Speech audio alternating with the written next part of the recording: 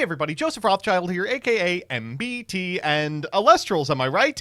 Ugh, man, I keep saying I'm going to put my Elestrusy into this channel, but God keeps intervening. I don't know why I thought fatherhood was the perfect time to make a pledge to my viewers that I'd upload more. Anyway, for I think the first time this December, I am back on the channel, and it's because a ban list has dropped. I intend to make more videos about Elestrals. It's easier than it's ever been. I no longer have an outstanding obligation to the 200K video or school, and I'm up at weird hours because of the kids, so as a result, I should be able to write stuff, but you know what? My New Year's resolution is not to make any promises regarding this channel. You're going to get the content when you get it. Anyway, today you're getting it. The ban list in Elestrals is coming at a very weird time because Elestrals, the game, is in a pretty good place. Games are, in my estimation, more fun than they have ever been. There's a ton of playable decks, and they're all really high power. For the first time in a long time, we are not playing good stuff piles. We are playing decks with a direction. And for the first time in a long time, there's a couple of cards that were in everything that no longer are. There are some things that can be done to sand off the edges of this format and make some decks less explosive.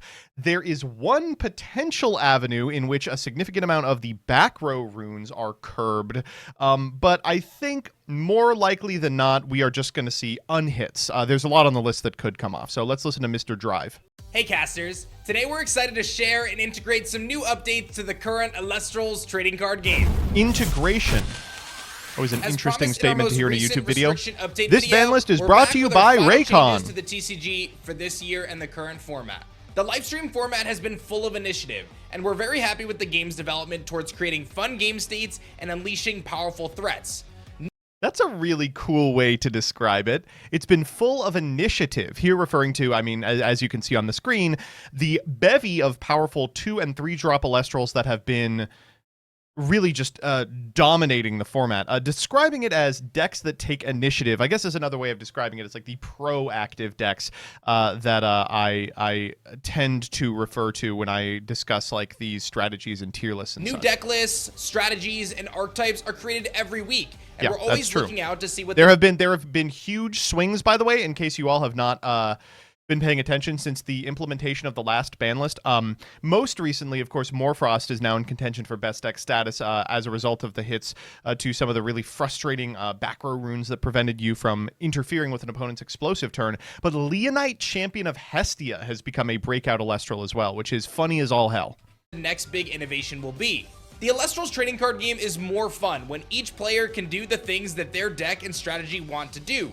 This is a great point, and I hope is kind of the guiding principle of the format, that both players, like in Yu-Gi-Oh!, deserve to get to their linear game plan, and then you hit your linear game plan against each other, rather than being like, I will never let you access it.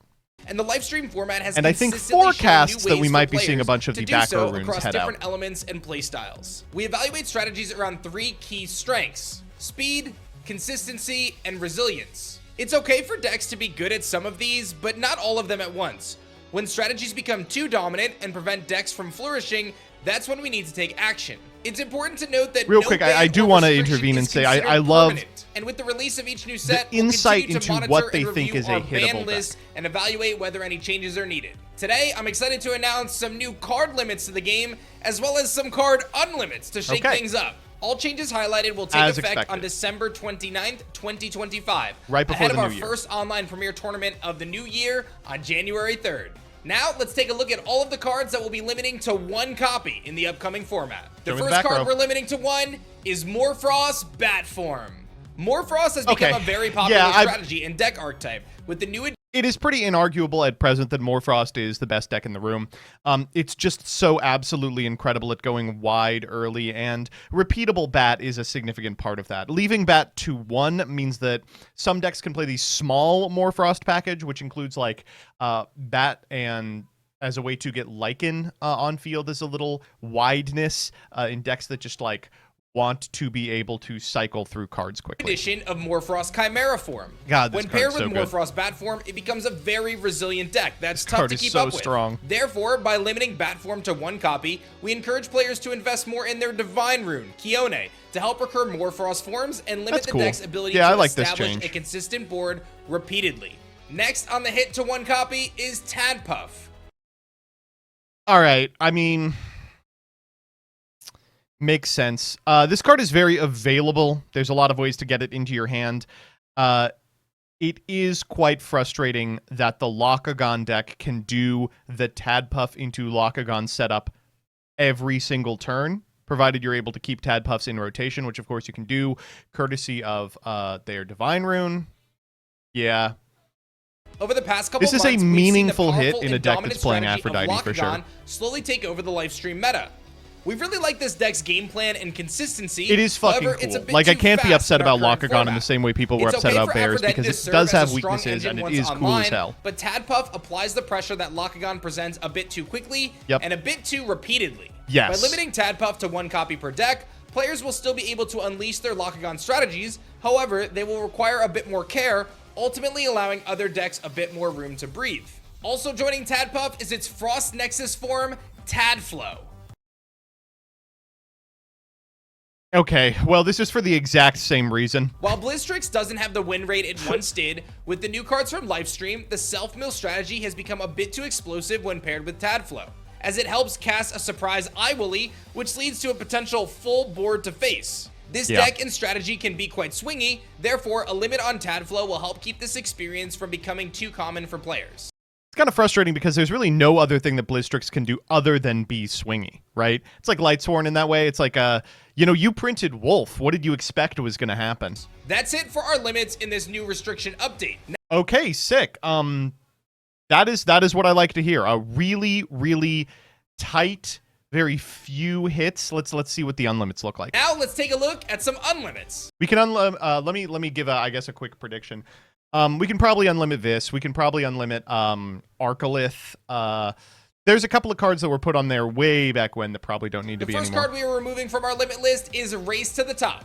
Oh God, Jesus Christ! I even forgot this was limited. Yeah, get this card out. This card was one of our first limits in 2024 and has remained at 1 per deck since.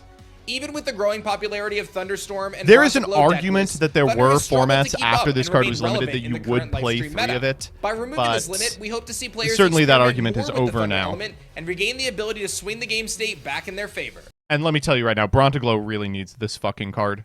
Now, finally being removed from the limit list is none other than Equalinx. Okay. This one's a little scary. Equalinx is a really good card and features in a very powerful deck in Dionysus, but I think they are correct, is no longer the horrifying must-answer that it used to be. A year ago, Equalinx was an oppressive force and staple card in Earth strategies. Like, don't get me wrong, this card is still going to be really good and still going to be played at 3. But I think is fine. Behind a wall of efficient counter runes. This is something we don't often see now, and we'd like for Earth to regain.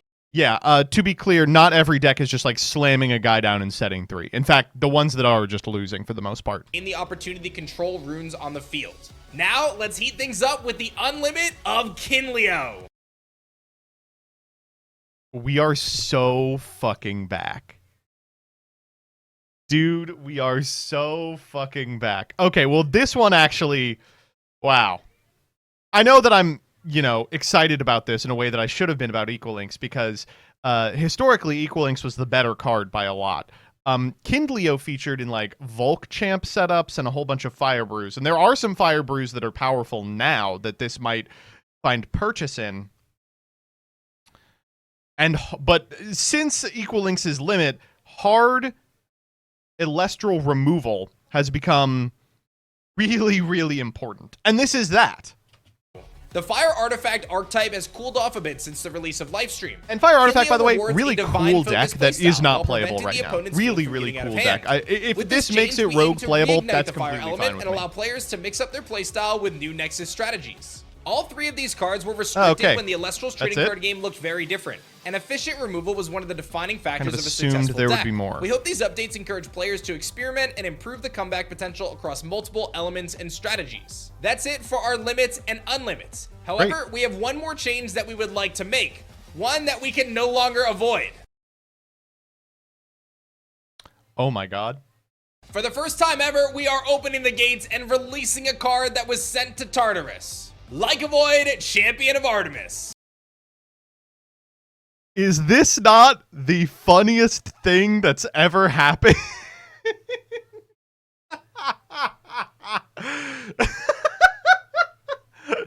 All right, so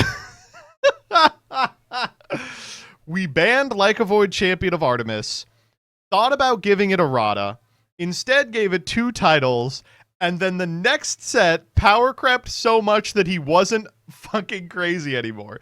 This card, let me be clear. This card will be good. Like, this card is going to see play, but he slots nicely into a format full of big, explosive, available guys like Lycagon and Celestleo and Blistrix, and I fucking guess the Hestia cards. He's not going to be like dominant over all of them the way it was during Firestorm meta. Well, buckle my biscuits. This was one of the most heavily discussed bans earlier this year. Wow. When the card was initially released in Divine Champions Firestorm, alongside a wide variety of existing support, this Lycaoid proved to be too powerful for the meta at the time, ultimately leading to being banned shortly after release. We later released an Escape from Tartarus title variant with a new effect in our Artemis starter deck from Lifestream. We're very happy with the decision we made at the time. However, we believe it's now time for Lycaoid Champion of Artemis to make its return.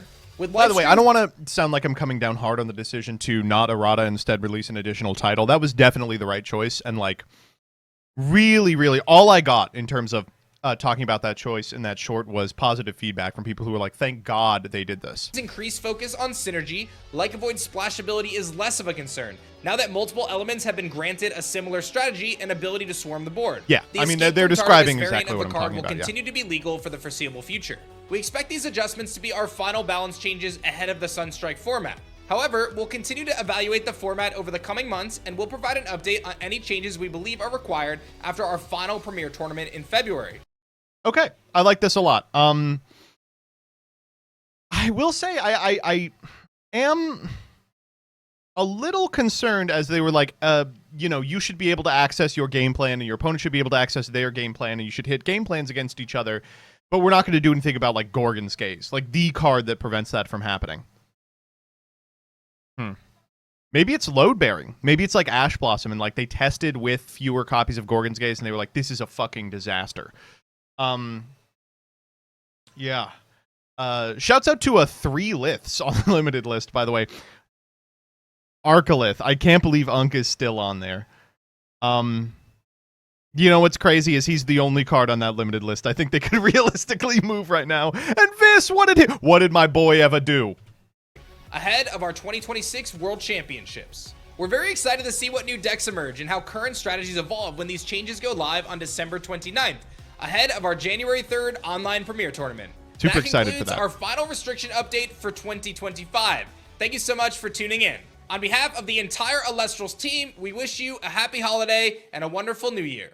Ho ho ho, motherfucker. You can now play the Lycaoids you have in your bulk. And I will be doing so. Lycaoid unhit, Kindleo unhit. I'm bringing back the same deck I was playing in 2024. All right, see you next time.